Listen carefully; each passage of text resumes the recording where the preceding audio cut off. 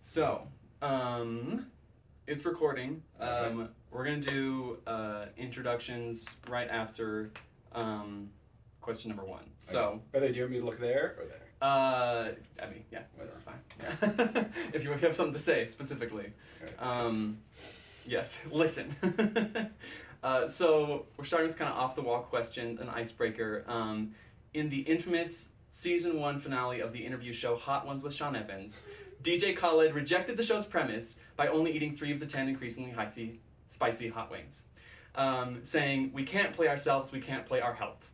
As a philosopher of games, how would you explain Khaled's reevaluation of his priorities in this gamified interview show, and his insistence that to him it wasn't a loss? God. I mean, I am with him. Okay. Because, okay.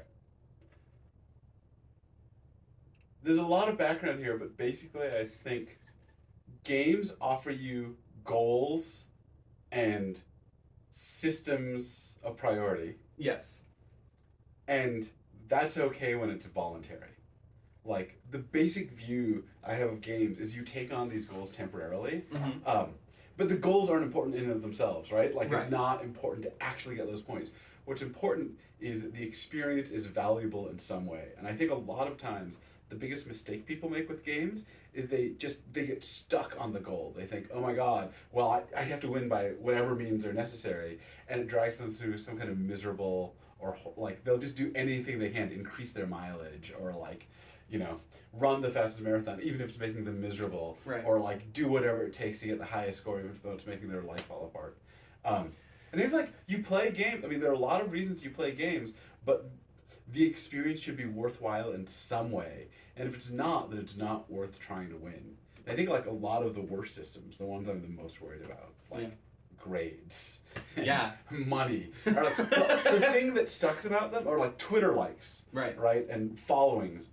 The thing that sucks about them is that the world forces them on you, and you can't quite get away from them. So I want to say, like, yeah, you can stop playing a game. Like, that's cool. Like, I mean, there are a few small considerations. Like, I think if we're all playing a 5-player board game for 2 hours, and I'm definitely losing, and I'm like, fuck it, I'm out. I'm not like, there's a particular contract we do where it's like, yeah, this is going to make a worse experience for other people. And, if every time the person that was in last place was like, screw it, and then like walked away. Yeah. Like, so there are certain contracts in small scales, like that, because everybody's gotten together for the night. But in the long term, like, relationships to games are voluntary. Games are constructed activities that are supposed to be good. They're supposed to be either fun or educational or something. So if the game just fucking sucks, don't play it. Yeah. That's the main thing. So would you say he broke that contract then by saying, I'm supposed to be here to eat these, but I'm stepping back. He completed the interview. He answered all the questions, but yeah, he just decided the game wasn't worth playing. Yeah, and whether or not it was bad to break the contract, right? That's a big. I mean, I think it might be bad to break the contract with your friends for your 2-hour game, because it's going to ruin the experience for them. But in that context, I don't know if anyone's losing. Yeah. All right. Good icebreaker. Thank you. Well targeted. You know the ideas. I do. I read the book. Now the ice is broken. If you could tell me, us, everyone, who you are, about your book, and about what you're working on right now, whatever you want to say. My name is Thi Nguyen. I am an associate professor of philosophy at Utah. I was not supposed to write about games and art. Like, that's not a thing you're supposed to do as a philosopher. Like, I was trained to work on very traditional topics like Cartesian skepticism and epistemology, and whether, like, there is an objective good, and that's what I was supposed to write on. Right. And at some point, I just got really obsessed with understanding games. And I think a few things happened. One, so I used to be a food critic during graduate school.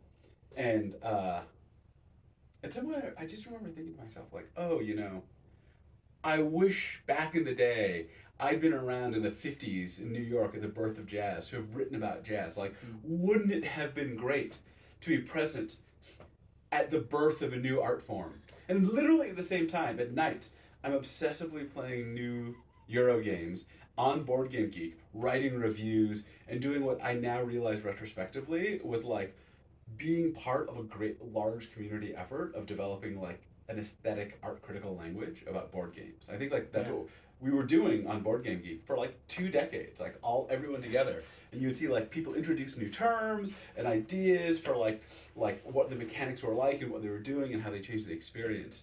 And I mean, and of course, like now retrospectively, I can't believe I didn't like make that connection. But now, so I I started teaching them philosophy of art, and I remember I did this case study on.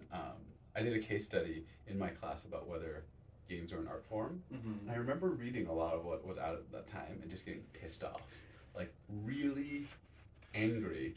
And I think it was because a lot of the attempts. I mean, and you see this throughout art history. Mm-hmm. Attempts to like validate a new art form often start with comparing it to an old art form. So they'd be like, okay, games are an art form because they're just like movies, but, or they're just like novels, but. Mm-hmm. I think that those approaches often like suppress. I mean, you can read entire books about whether games are an art form that don't talk about difficulty or choice or freedom or action. And I was just like, what's going on? So I ended up doing this thing where I spent like 6 or 7 years of my life working on a book about the artistic nature of games. And I ended up, in some ways, like, so when I talk about this stuff, I just, like, a lot of people will say, like, oh, this doesn't sound new. This sounds like, things I've read online. And I would say, yes, exactly. So what happened was, I was reading this academic and high cultural criticism that felt alien to me. And then I was on online forums, reading game designer diaries, reading The Forge, like this incredible indie RPG site, and thinking, like, these people know what's up, right? This discussion about like interesting decisions, shaping the decision space, making the opportunity for like not just a free range for creativity, but shaping the space of creativity and how people will make choices. That's what's going on. And so I ended up trying to formalize that, trying to give an art critical language and a philosophical language, and like kind of develop like be the philosopher ingesting all these like online sources and being like, you're right, and let me do philosophy in that and like try to make it clear. So the view in the end is that so I think game designers don't just tell stories. They do that, but they don't just tell stories. And it's often a weird description of what they're doing. That's not, yeah. They're creating a background environment in which stories will emerge, which is not the same as telling a story, right? Right. So game designers create worlds, but that's not just it. I think they design alternate selves for us. And this is like, it's so clear from looking at so many game designer diaries. I think the most important for me, the most unlocking moment was Rainer Knizia, the German board game designer, who in an interview says, the point system is the center of games because it tells the players what to care about. It sets their motivations in the game. And there's a part of me when I read this as a game player that's like, of course, that's right. Mm-hmm. And there's a part of me, the philosopher and the philosopher of art, who's like, holy shit, like that's completely right, and also something that goes unnoticed in this really weird way. So the way I think about it is a game designer doesn't just create an environment, they create who you are in that environment, how you'll act, and what you care about. Yeah. So they tell you what your abilities are, and then they tell you what your goals are. And what games are a package of environment, obstacles, goals, and abilities harmonized together. So the quick way I have of saying this is that game design is the art of agency, right? Mm-hmm. That game designers work in the medium of agency itself. They shape your potential for action. They shape what you want. They shape how you will be and behave, and how the conditions under which you'll make decisions and what those decisions are aiming at. So that's what they do. They shape agency. And incredibly, they do it through points. Again, this seems totally obvious, but also, at least to parts of philosophy and psychology, it seems quite alarming. I think what becomes clear to me is that you open a game, and the game sets your motivations by just telling you the points. They tell you, oh, you all are making points together, it's a co-op game. You're like, okay, we're set. Or they tell you, you're trying to kill everyone else. You're like, okay, kills. Or it says, you're trying to collect slightly more dollars by making slightly more efficient railways. You're like, okay, that's what I'm doing. Money. Optimize. And so you just open it and it tells you what to care about. And you care really deeply in a short-term way. Mm-hmm. And one of the things that I think is, so it's funny, like this stuff is spread across different literatures. So there's a long literature on games from anthropology and child psychology, I think really gets onto this. What they understand is that what it is to play a game is to enter into an alternate role, right? And to take on a separate set of cares. Like, I think about a lot of the fact that, like, in most of my life, I love my wife. I support my wife. Her plans are my plans. And then we pull out a vicious train game, and for like 2 hours, we try to beat the shit out of each other. And I mean, and one of the complexities is, at the same time, we're like, oh, are you comfortable, darling? Like, can I get you a cocktail? Taking care of each other. And at the same time, on the board, being the most vicious assholes, and then like, not just like in some abstract way, but like, you know, I saw what her plan was. I secretly planted a bomb, and then it goes off, and all her plans are shattered, and I laugh with vicious joy at her failure. And then you hand her the cocktail. Yes, and then I make her a cocktail just because I know she'll love it. Like, we have this weird ability to like compartmentalize and just like take on this desire. And it'll be like, you literally can open up a game. You're like, let's play a game. You open it up, you're like, okay, we're cooperating to communicate without words. Or, okay, we're gonna try to kill each other with mutating beasts, right? Just find out, and you do it, and you go all in, right? And sometimes the game says, you're together, and you care so much about being together. And sometimes the game says, rip each other's economics apart, and you do it. Yeah. And that, I think, it's like the heart of games. It's in some ways so obvious that we miss it. Yeah. Because it's just the basic form of play. But I think that's the core of what game designers are shaping. And the experience of playing a game is entering into this world and entering into this like skeleton of an alternate self. Cool. Can I grab a book off the shelf? Oh, yeah. Do you like that? Would it help if I like displayed yes, casually displayed? Here's the book. We'll have one underneath the camera. Yes. Oh yeah, there's the book. You might be interested. The design for this is from Carter Johnson. This is kind of awesome. This is from Oxford University Press. Right. I knew that if I didn't do anything, they would give me the most boring ass possible cover. Like, I'm sure they're gonna be like, it's gonna be a chess player. Oh, so I was giving a talk here before I was at the University of Utah, the game design department here. Okay. And Carter Johnson is, I think at the time was an intern associated with the department, and now is just a student in that department. And she's a cartoonist, and she drew this cover as the poster for my for my talk. And I just sat, I was like, oh my god, that's amazing. Can we pay you to make the cover of my book? Which is very slightly modified. But this is her, and I was just like, this is so much less boring. It is. It's a really nice cover. Yeah. And it like completely captures the idea. The book, not the game, is in part an attempt to find like an object of focus, like an agreed upon point for talking about games as art, and you landed on Suitian games and playings. Right. Would you agree with that reading? And what do you mean by playings? Okay, so right. So what is it? I don't actually think there's a singular definition to game. I think there are all kinds of different things that we call games colloquially. But I think often if we sharpen up one concept, we can talk and analyze that one concept. Yeah. And the most useful account for me that helps me understand what games are, what a lot of games are, is Bernard Suits' account from this incredible book called it's called The Grasshopper: Games, Life, and Utopia. And here's his idea. He says there's a short version and a long version. The short version is that to play a game is to voluntarily take on unnecessary obstacles to make possible the activity of struggling to overcome them. So one way to put it is that he thinks games are constituted by inefficiencies. So here's the idea. Okay, you're running a marathon, there's a finish line, but the point of the game is not just to be at that point in space, because there are all kinds of ways we can think of that you get there that wouldn't be playing the game. So taking a taxi, taking a lift, taking a bicycle, right? None of those, even if you get to that point, taking a shortcut, none of those count as running the marathon.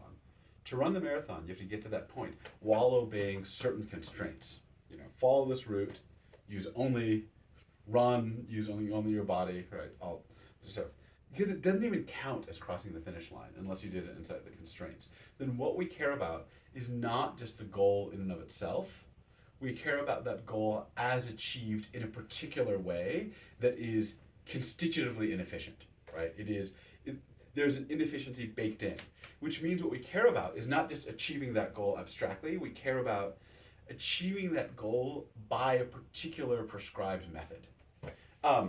He's this great way of putting it. He says, okay, imagine there's a mountain. 3 people are climbing the mountain. There's an amateur who's climbing the mountain for the joy of climbing the mountain, right? There's a professional who wants to climb the mountain to be in the magazines as the first person that climbed that mountain. And then there's you. You have a rare illness, and there's an herb that grows at the top of that mountain that will cure your illness. Okay, imagine someone comes by, you're all climbing the mountain, and someone comes by in a helicopter and says, you want a ride?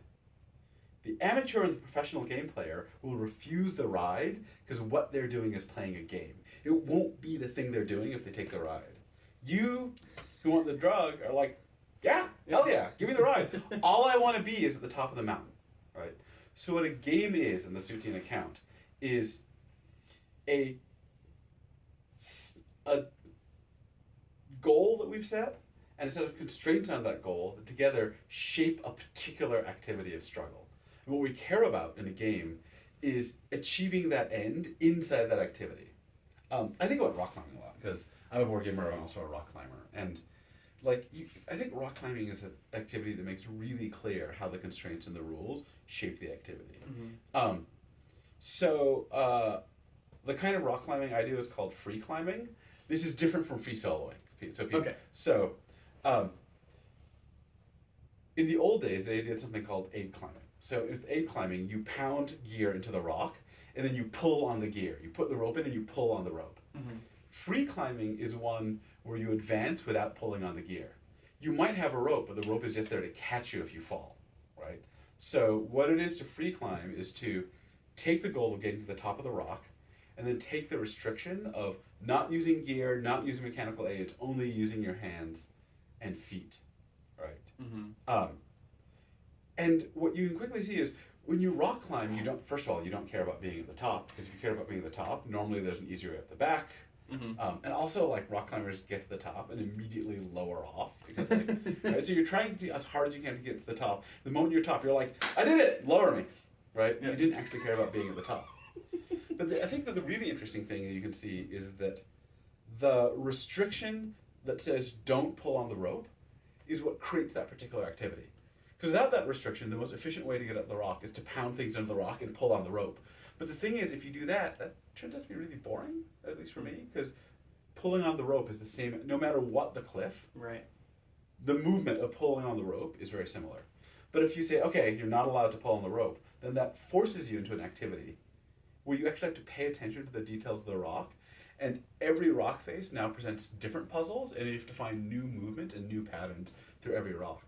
So rock climbing is a place where the goal, get to the top, which you didn't care about really anyway, and a restriction, don't use any gear, use only your hands and feet to advance, shapes an activity, and what we care about is that activity, right? Some people care about winning at that activity, but I think for a lot of us, what we care about is just being soaked in that activity itself.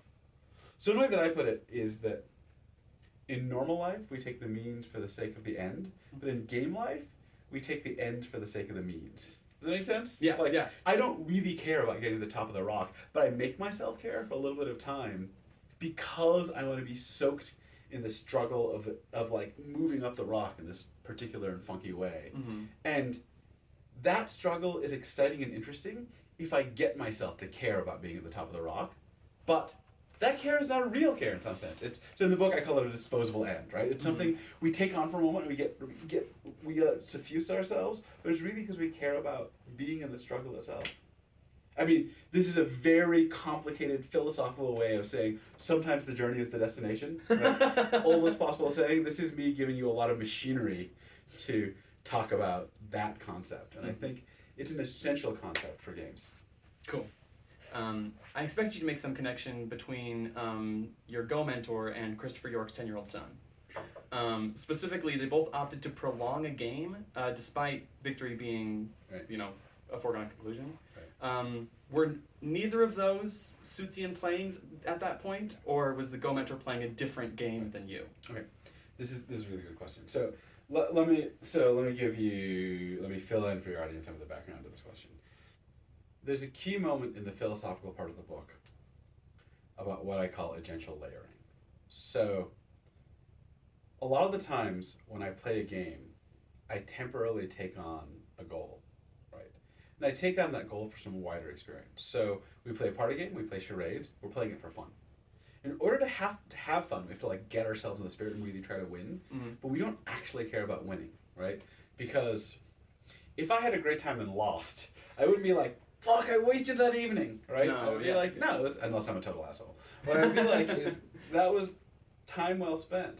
So that shows us is the way that I've heard, interestingly, I heard this locution both from a mentor of mine who's a Kantian ethicist and from a fly fishing writer, John Girac.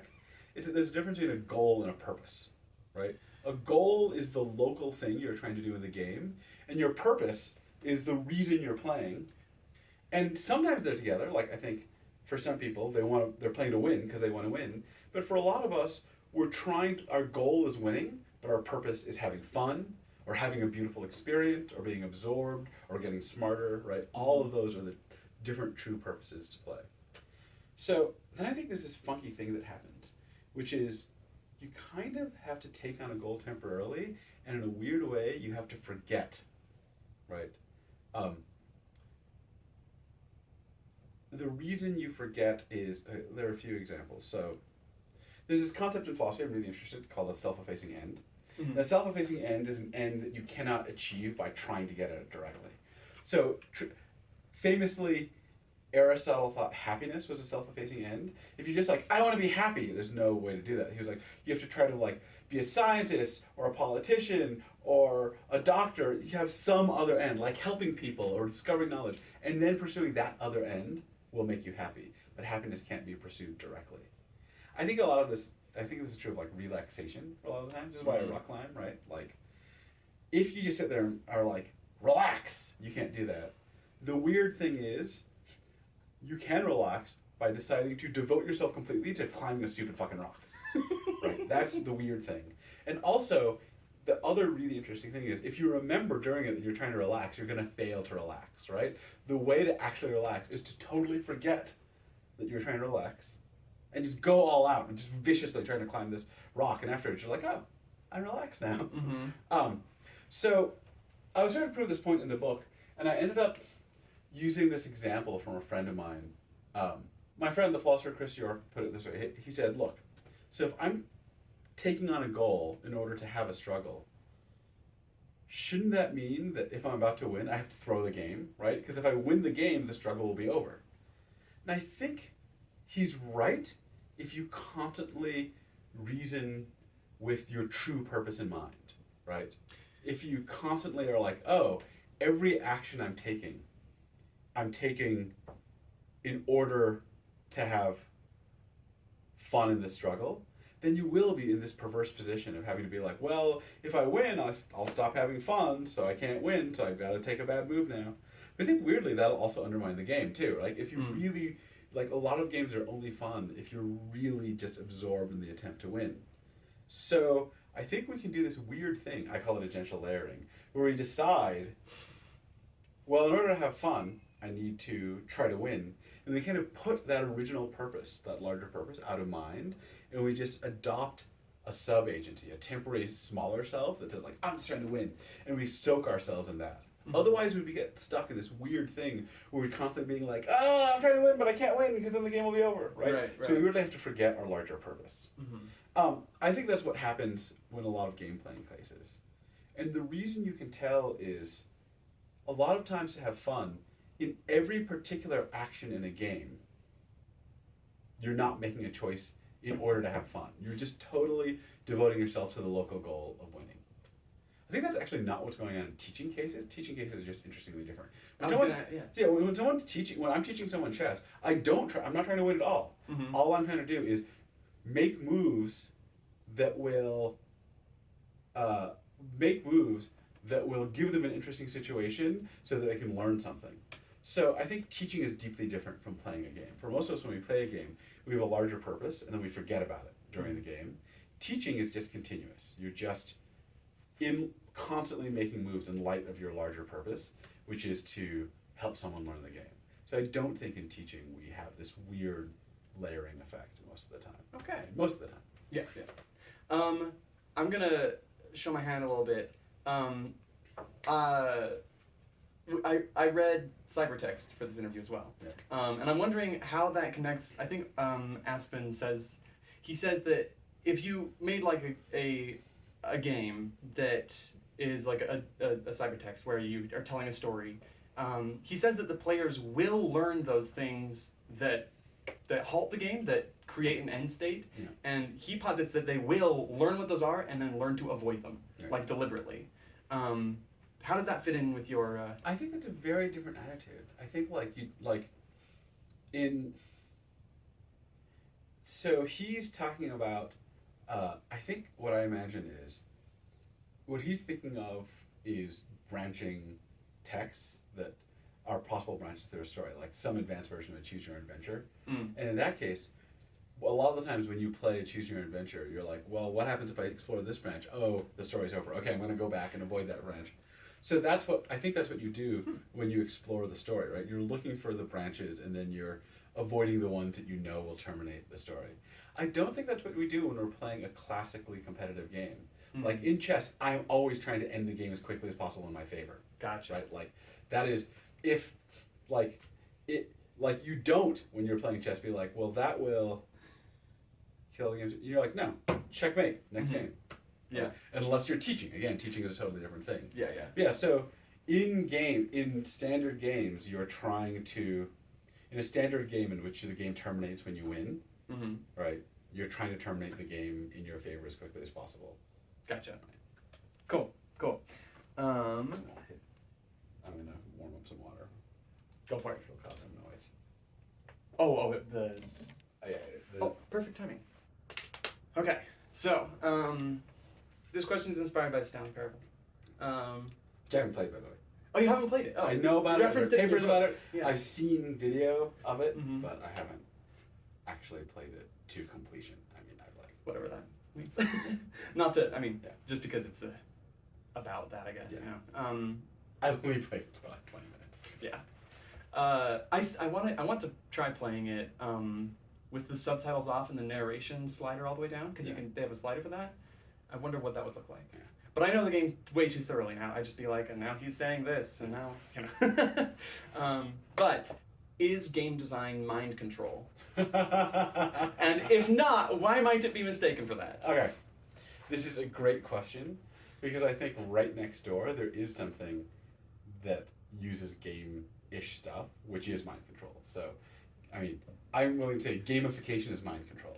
Okay. What gamification is an attempt to get people to take on a certain set of values for a very long period of time in ordinary life, right? Like, if we're trying to gamify grades, then what you're trying to do is get students all in line with all their motivations in line. So the core idea for me is that games use points, and points tell you what to care about. The big difference is gamifications are open-ended and unlimited usually, and apply to long-standing activities. Like the hope of a game, when people try to gamify education or gamify work, they're trying to get people to behave a certain way forever, right? Yeah. Games, actual games, proper games are deeply different for me because they're temporary, and I think that is the most important thing, right? I mean, the the short-term analogy is there's a big difference between making you a psychopath and having you read American Psycho and temporarily enter into the mindset of a psychopath and then step back from it. I think like the arts often offer us an inroad to seeing the world in a certain way, but that's important because it expands our understanding, it expands the ways we can think. But with arts, they finish and we step back from them and then we integrate freely whatever we've learned from them, hopefully freely. Mm-hmm. We hopefully integrate what we've learned from them into our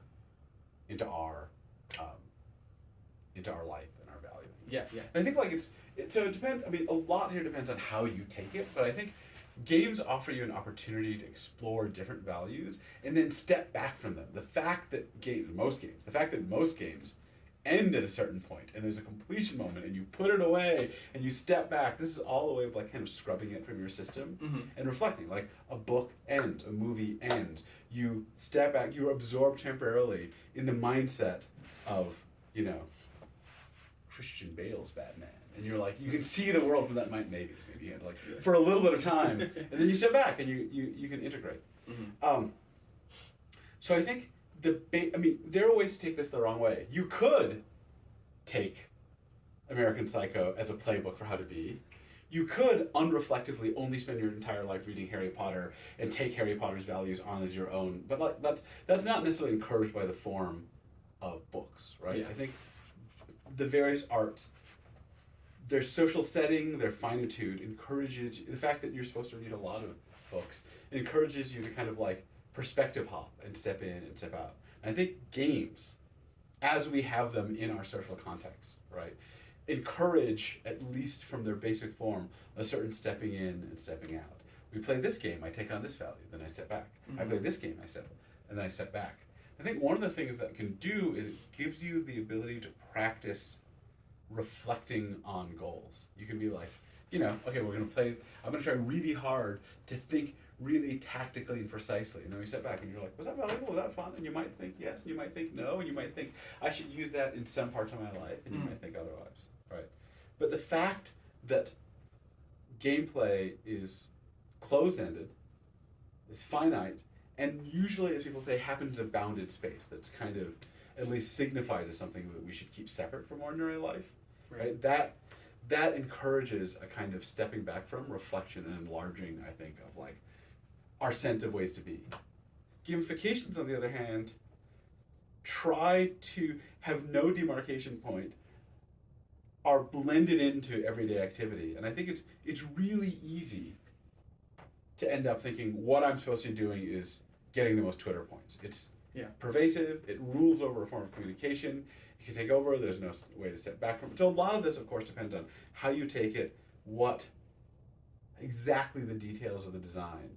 But I think the basic standard kind of game we have and the social context we have for it encourages a kind of activity that's kind of the opposite of mind control. It's a kind of like exploration and learning from and stepping back from. The simple way I have it in the book is sometimes we need temporary rigidities to learn. So like this is something I learned from my yoga teacher, right? Like my yoga teacher pointed out that part of what's good about yoga is when you just are free to move, you're often stuck in particular postures and habits. And then when someone gives you really precise directions, it forces you out of your habitual movement so you actually can learn a new posture, learn a new way to move. And of course, yoga works by taking you through a bunch of those and then stepping back and being like, now integrate it, right? So one way to put it is that games are yoga for your agency, right? Each game is a different agential posture that you try on for a while.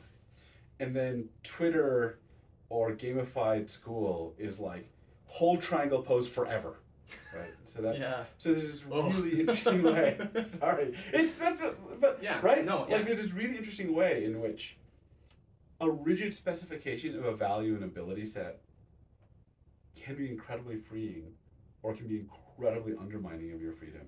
Yeah. Depending on the way it integrates with your life and its like lastingness. Yeah. Yeah. I'm gonna jump ahead to a question. I wanted to ask something about that rigidity. Yeah. Do you think that you could take similar lessons from, or do you think you would not be learning if you tried to be aware of what the goals are of the game and then chose your own beside it? Like, do you think Yeah, that comes across? question makes total sense. Okay. So the question is really like, I mean, so in the book, this is staged as a fight between me and Miguel Sicart. Sicart thinks, he has this book where he says that, look, games are essentially bad because they essentially corrupt play, because play is creative unbounded, and games offer you rules. They force you to be in a certain way, and that is antithetical to creativity. And I think this misunderstands how the complexity of our relationship to alternate rule sets, right? It misunderstands the difference between using a set of a rigid specification to understand another way of being temporarily, and being stuck in it. It almost assumes like, okay, there's all this background stuff to Yeah, there is. So one thing that a lot of people presume, okay, there's a simple way and a complicated way to think about it. One thing a lot of people presume is that a restriction always makes you less free. This is wrong. Famously, one set of examples comes from a social scientist named Joe Elster, an irrational choice theorist, and he's really interested in the way in which restrictions can make you more free when those restrictions are designed to fight weakness of the will. So he's like, okay, if you decide to make it, if you tell your spouse, okay, don't give me money when I'm near cigarettes, and if I buy cigarettes, throw them away. That's a restriction, but that's a restriction that's actually an extension of your true will. Right. Right. He calls this Ulysses in the book. The book is called Ulysses and the Sirens because it's about tying yourself to the mast to hear this song that you know will make you go totally out of control. So that's one way to put it. Another way to put it, I think, is that restrictions can also create opportunities. Like, think about this. Consider an empty field. You can move in any direction. Now put into it 4 walls, a roof, and a door. In some sense, your movement is restricted because there are paths that you could take that you can no longer take. But in some sense, you have more options. You can be inside or outside. And that's a much richer set of options. So I think that set of walls actually increases your freedom. And one way to think about Suits' theory of games is Suits is saying that restrictions in games create new kinds of activity. Right? So the rules of basketball are in some sense literally restrictions, and at the same time they create freedom. There's the possibilities there was no such thing as a dunk before. There's no such thing as as like every single play in basketball exists because of certain restrictions. So there's a sense in which the restrictions sculpt new activities. That's exactly, I think, the point that Suits was trying to make. That what games are is sculpted alternate activities, where the material from which the new activities were sculpted were goals and restrictions. Yeah. That's what we'll talk. Okay, here's the simplest way to put it. Okay. Language consists of a long set of arbitrary rules tying words to meanings. A, it is arbitrary. B, without them, we could not communicate. So what communication does is it creates kind of artificial stabilities so you can pass things along. I think that's what games do, right? Games sculpt alternate experiences using rules, and when you follow those rules, you enter into an alternate way of being an agent and an alternate experience and an alternate self that you might not have found on your own. I mean, in some sense, I think the question is like, someone's like, well, could I just look at a game and then make up my own way of playing?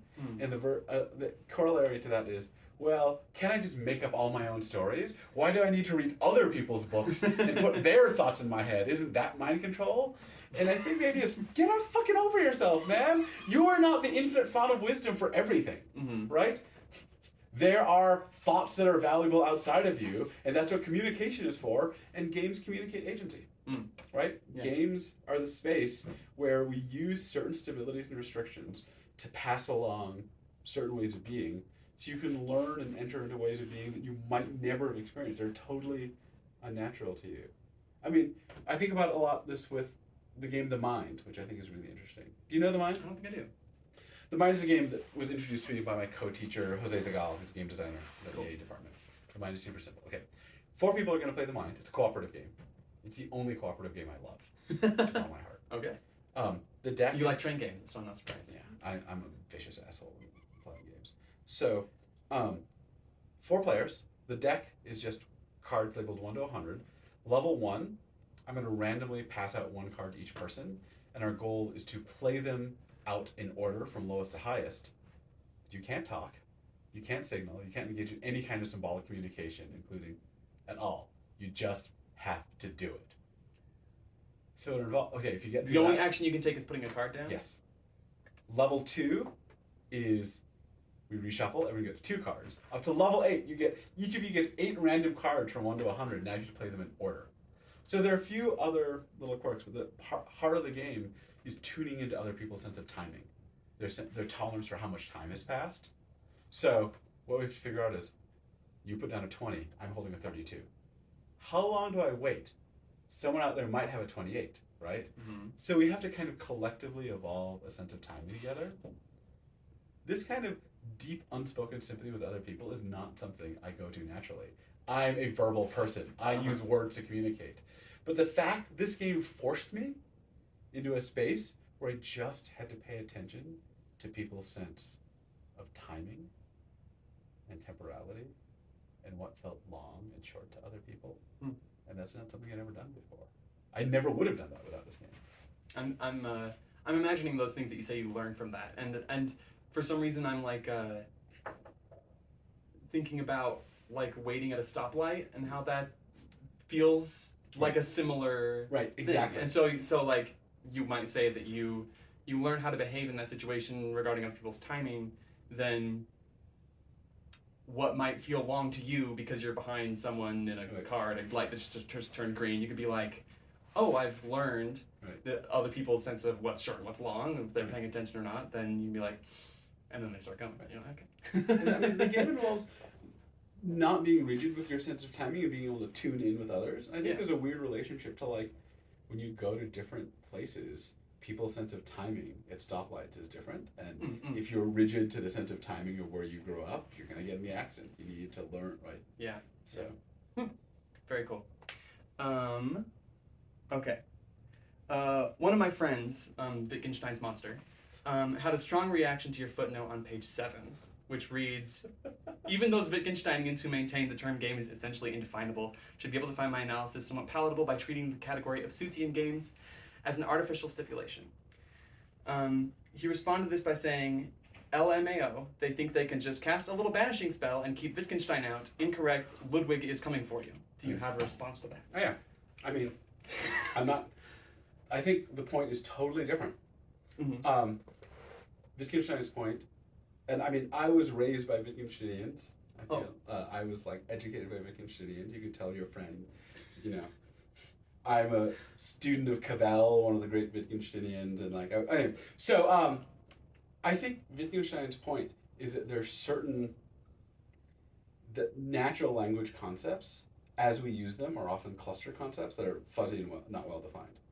I agree with that. I think he's right about games as a colloquial concept.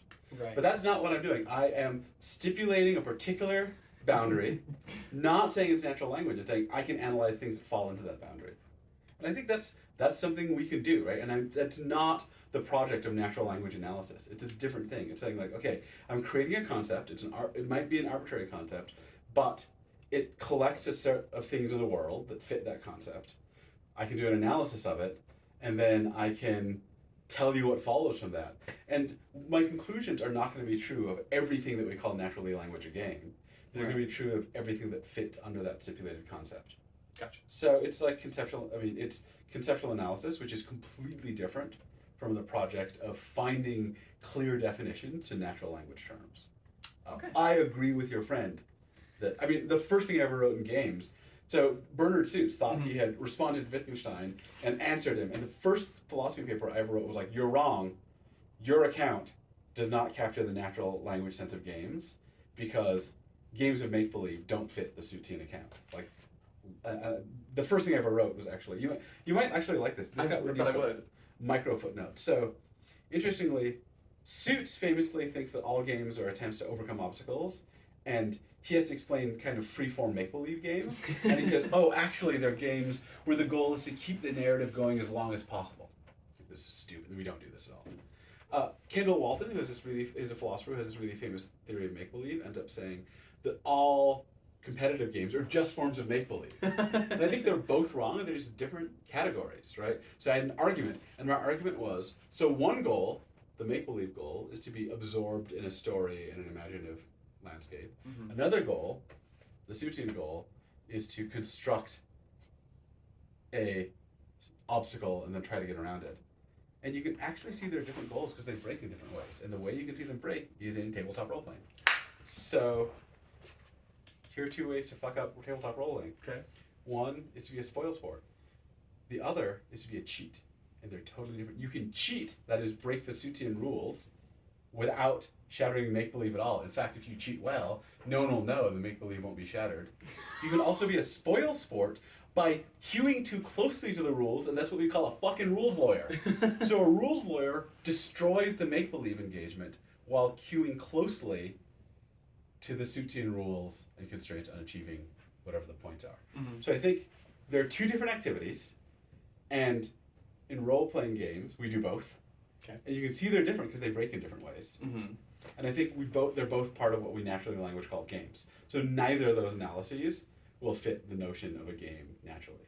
But I'm not analyzing games in the natural language sense. I'm analyzing the Suitian concept, right, which is a narrow thing that I think fits a hell of a lot of our activities, but not all. And also it fits a bunch of activities I think that we don't naturally language call games. Like I think for a lot of people, cooking is this kind of striving activity where we do it. I could get takeout, which would probably be more delicious, but even if I could afford it, sometimes I cook because I like doing the process like myself. Mm-hmm. So I think there are all kinds of things that this analysis fits under. And like in some sense, I don't care what we call it. I just care that there's a structure where we take on unnecessary obstacles and goals, and it shows all kinds of things, and there's an art to it, and you can give it a totally different name. I don't care, but most people recognize it as games because it applies to a great number, but not all of what we call games. Cool. Beautiful. Thank you. My cheeks hurt from smiling.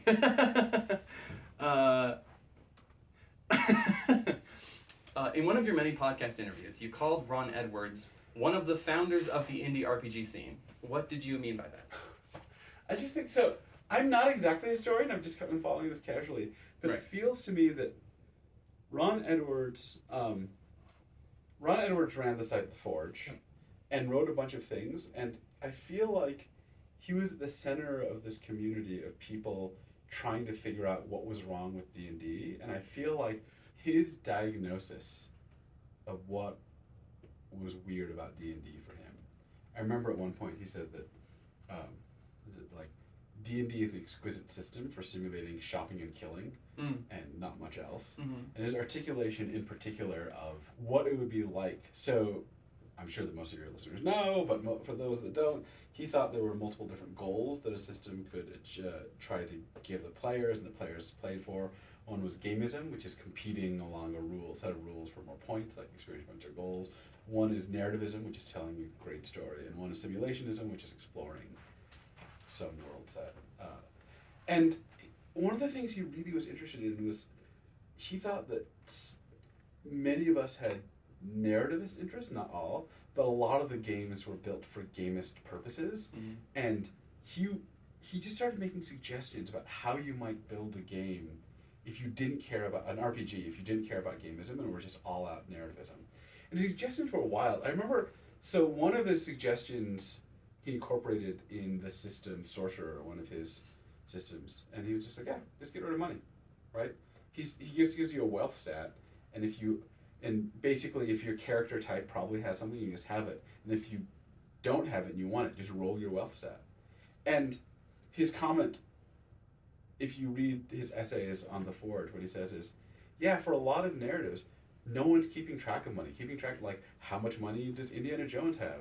How much money does Luke Skywalker have? Like, all that matters to that story is you have a vague sense that they don't have that much money, and so when they actually need to do something that takes money, like hire the Millennium Falcon, there's a crucial moment, and if they fail, they might have to do a job, but, like, keeping track of money is unimportant. And also that means the GM can do things like take away all your money for the next session, which would never work if money was your point system, right? So he made all these suggestions that I felt like freed up the space. And I mean, he wasn't the only one, but I feel like those early essays, I can feel their influence in so many indie systems that have evolved since then. So I just remember thinking that he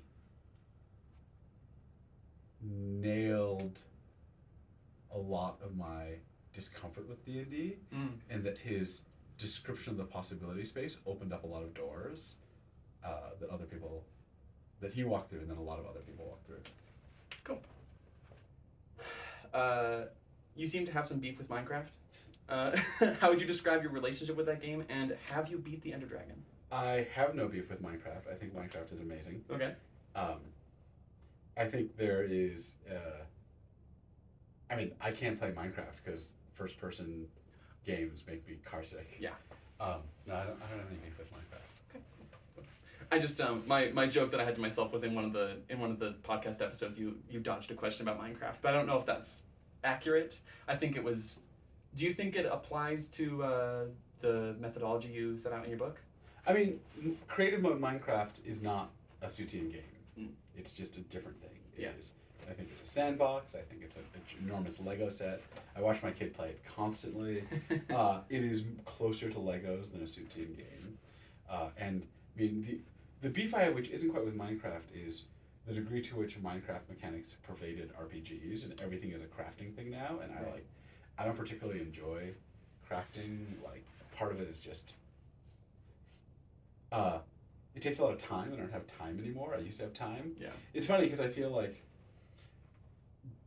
a lot of computer games expanded in time. They just added crafting tasks, and now games that would have taken 30 hours take 100 hours. Yeah. And my time is so short that what I want is, and the world has given me this, I want full playable arcs in like 30 minutes to an hour. I think there's actually now, I think there's a whole market of board games that are built for people like me and my wife. My wife and I used to be civilization addicts. Right. We don't have time anymore. We have full-time jobs and 2 kids. But there are definitely games that like compress, like I think like a lot of tableau builders, like games like Tom Lehman is really good at this. Race for the Galaxy, Res Arcana, which is an extraordinary card game, are like, it's a half-hour deck builder that gives you the exact thrill of the best parts of Civ. But it's playable in half an hour, and you need another human being, so you can't play all night. But it's like, it's tasty. It's like, it is all the strategic decisions with none of the micro-fiddling at the end, crystallized into a 30-minute tasty chunk that 2 tired gamer parents, after the kids are in bed, can get in a couple rounds of before we collapse into bed. Good. I'm glad you got that. You're talking about, and I think this problem is really, it can be really applicable to tabletop games where the breadth of experience is so broad. But you're talking about with board games, the way that they go through the Kickstarter pipeline and the review pipeline, something ends up getting lost along the way. What is that for you? Right. So I've been thinking about this a lot because I noticed like a slow shift in a lot of games I was playing. I used to play, I think, a lot of games, I mean, I'm talking about Euro board games now, that had fairly elegant rules that seemed fairly simple for the first 5 or 10 playings, and they just explode in density and complexity and beauty, and you could play them hundreds of times and it just kept getting deeper. And now I started seeing more and more games that were super tasty and obviously cool for a couple plays, and after about 10 plays, they would get really boring. They would just like fall apart, like the strategies got repetitive, they didn't open up in this world of depth. And I started to suspect that actually it was really tied to the review cycle.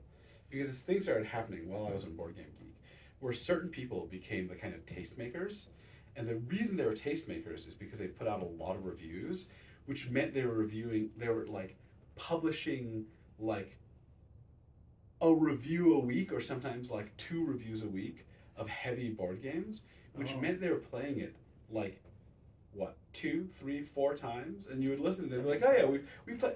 You would catch hints that they played a game after only they review a game after only having played it like 3 times. You're like, that's not enough to evaluate a heavy strategy game, right? And I started worrying that. So in the book, I give a kind of dumb argument that because of the nature of the thing that a heavy strategy game is, you haven't actually experienced the game until you've played it like 10, 20, 30 times, until you see all the strategic complexities. Just like you haven't read a novel until you've read all the parts of it, right? I don't think you can review a novel after 1 chapter. Mm-hmm. I don't think you can review like Knittia's Tigris and Euphrates after 2 playings. That's a game that unveils itself after like 20 or 30 or 40 playings. It becomes just deeper and deeper and deeper. I started getting obsessed with that idea. So I started calling the idea review drift. And I keep seeing these things where across the board, people start responding to the circumstance of reviews, but the circumstance of reviews is different from the circumstance of use.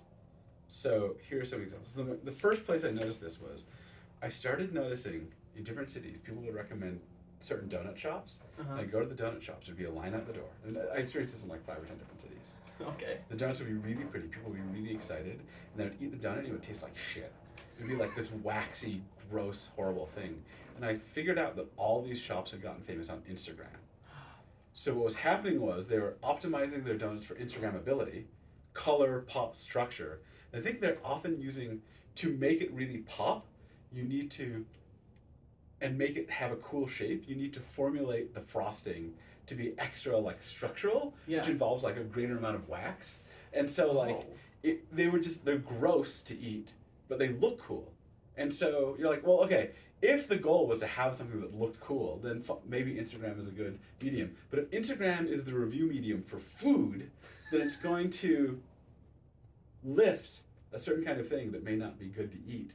And if people are following Instagram's incentives, it might pervert that entire field. I think something actually earlier happened like this in the avant-garde food world. People got really into this thing for about 10 years called food towers. They would like these elaborate stacks of precarious food. Okay. They fucking suck to eat. If you actually eat one, collapses and things like fall apart, but they photograph really well. And you'd see close-up photos of them, luscious photos in like fancy food magazines. But they're horrible to eat. Yeah. On the other hand, like soul food restaurants would give you like this like incredibly good textured, well-plated things that just look like crap because they're covered in gravy.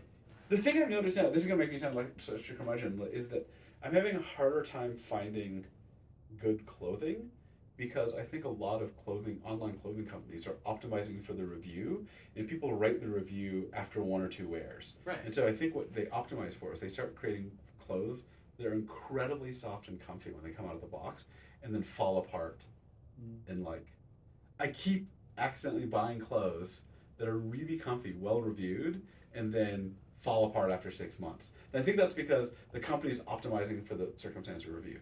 Yeah. And this gives me, I mean, I have some worries about Kickstarter culture. I mean, there are parts of Kickstarter I love. I have seen, people like Cole Worley, game designers I think are amazing. In that environment, getting the support they need, Kickstarters for reissuing games that are kind of incredible. But Kickstarter in these cases works when when the reason people are supporting the game is because they have reason to think it's a good game. Either they played an earlier edition, or they think that game designer is a good game designer.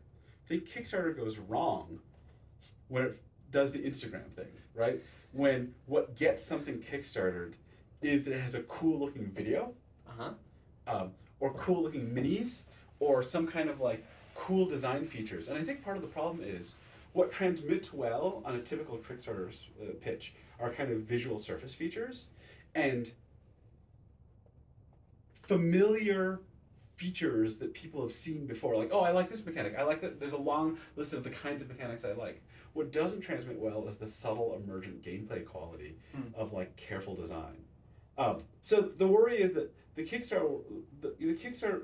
the world in which games got reviewed after they existed, in which people played them, was a circumstance where this is dumb to sound, but the market tracked play quality because people bought things based on reviews, right? Right.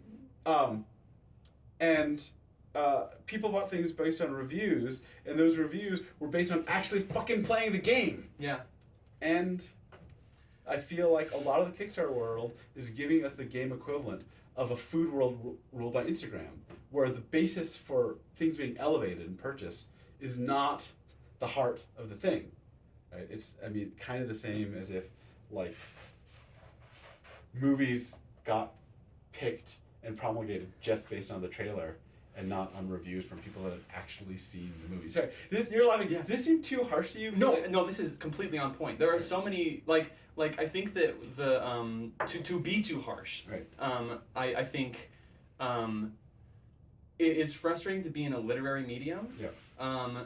Where this review drift is happening, because what you end up with is books that no one has read, and when you crack it open and read it, there are some books that are like that people rave about based on the books and movies they said they were inspired by, based on the art, based on the Kickstarter trailer, based on how much money it made on Kickstarter. And you read it and you're like, this is vapid, or this is poorly written, or and I think that, no, I think you're absolutely right. Let me give you this is not quite an analogy, a similar thing. Oh my god, I wish I could remember the guy. There's this CS professor on Twitter who wrote this really amazing thread that was basically like how baby clothes explained what's shitty about your academic software like Blackboard and Canvas. Okay. So he said, okay, there are two kinds of baby clothes in the world. They're the kind that look kind of boring, that have features that aren't cool, but when you actually are a parent and you have to take them on and off all day, they work. The clasps are in the right place, the zips are in the right place, you can get a struggling baby into and out of them. Then there are the clothes that are impossible to put on, have all these spangly bits, and like are annoying. That's for the grandparents and aunts and uncles to buy for the kids, not for the parents. Yeah. So one set is made for the use of actual parents, the other is made for the eye of a non-parent who, right, just sees the cool crap. Okay, this is an analogy. He was like, okay, everyone I know, he says, complains about how shitty academic software is, like Blackboard, Canvas, all these course management softwares. Mm-hmm. The reason is because the people that use them are students and teachers. The people that buy them are administrators who don't actually use them. And so what they typically respond to is long lists of cool features and not actual usability. Like features that sound like, oh, that's something we could use, right? Yeah. So I think something similar happens where a lot of the things that are Kickstarted well have a long list of exciting features in the abstract. Some of these features are, oh, it's part of IP, it's connected to this other IP. Yeah. Others like, oh, it has this. I mean, a lot of them it feels like are long lists of mechanics that you might have enjoyed recently, right? Mm-hmm. And no actual, but what's selling it is not the actual gestalt of the gameplay. So when I think about a lot of my, man, I sound like such a curmudgeon now. When I think about a lot of my very favorite Euro games, the ones I played the most, from designers like Rainer Knizia and Wolfgang Kramer, like these old classics like El Grande or Modern Art. They're so lean and they're so perfect, but it's hard to describe them in a way that makes them sound cool, right? It's the subtle design features and the way that those subtle design features have been carefully tweaked to lead to complex and emergent play. But that's not something I can put on a trailer video. That's not something I can put on a promo video. That's not something I can put on a feature list. Right. So again, Kickstarters, I do think there are cases where like, I support Kickstarters of designers that have a track record of making amazing games, like Cole Wehrle. And I'm like, I want to support you because I think your next game will be amazing because your previous game had amazing play. But I think Kickstarter makes it really easy for games to advance based on qualities that have very little to do with how they are in play. Yeah. That will be. I'll take a couple of those and put it in the video because that's everything that I'm on about. Yeah. Since like April. If you look online, I have a blog post called Review Drift where I try to explain review, and I give the Instagram and the clothing example and. Cool. Good. I mean, there's also the other thing that a lot of students are familiar with. There's the other, it's not called review drift, but what makes you good at your job and what makes you good at taking standardized tests are very different. Yes. And that's the same shit. That's the same. So, I want to propose something to you, and I want you to tell me what it sounds like a formula for. Okay. So, how would you feel about a gamified daycare where you earn points by acting neurotypical. This is a daycare for just autistic kids. And you can only score points that a health insurance company can understand. Thanks for describing my version of hell. Yeah, so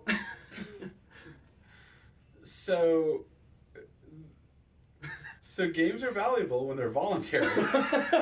And you get to decide for yourself whether they're worth playing.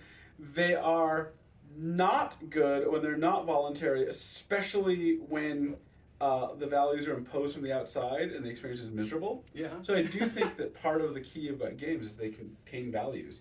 And when we play things like board games and video games and role-playing games, we temporarily take on someone else's values for a bit and then we step back from them. The daycare situation is a situation of imposition. And in particular, I mean, so if you're gamifying something, then you have to motivate people by some quality that can be easily tracked and measured at scale. Yeah. And what's easily trackable and measurable at scale is subject to all kinds of constraints that are institutional, right? They're the kinds of things that can be measured across institutions.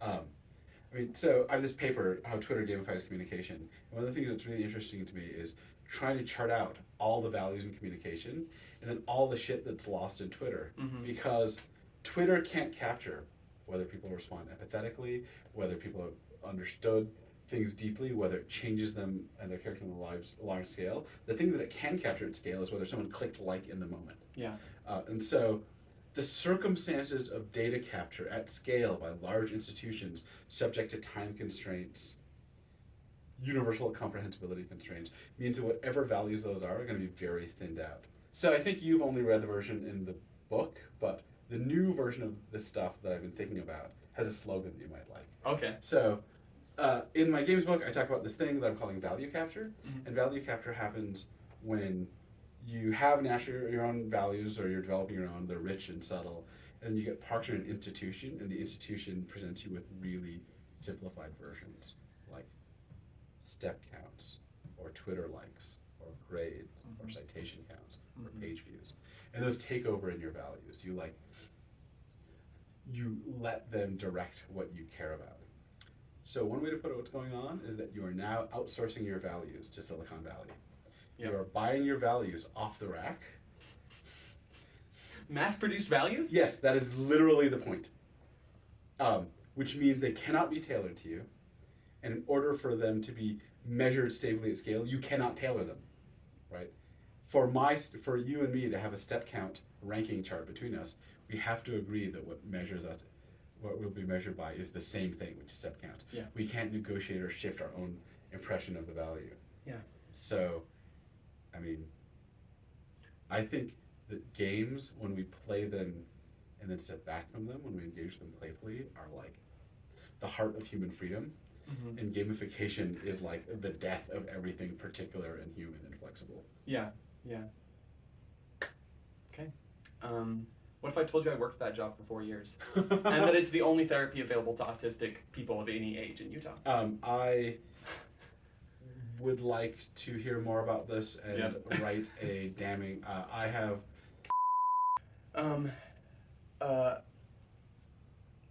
Okay. I think that is good. I have a finishing question, which is, I wrote, shit, I just lost the game. Are you familiar with the game? Yes. You are? Okay. I just wanted to make sure. I just wanted to have you lose the game too, if you're playing it. Thank you so much. This was an amazing interview.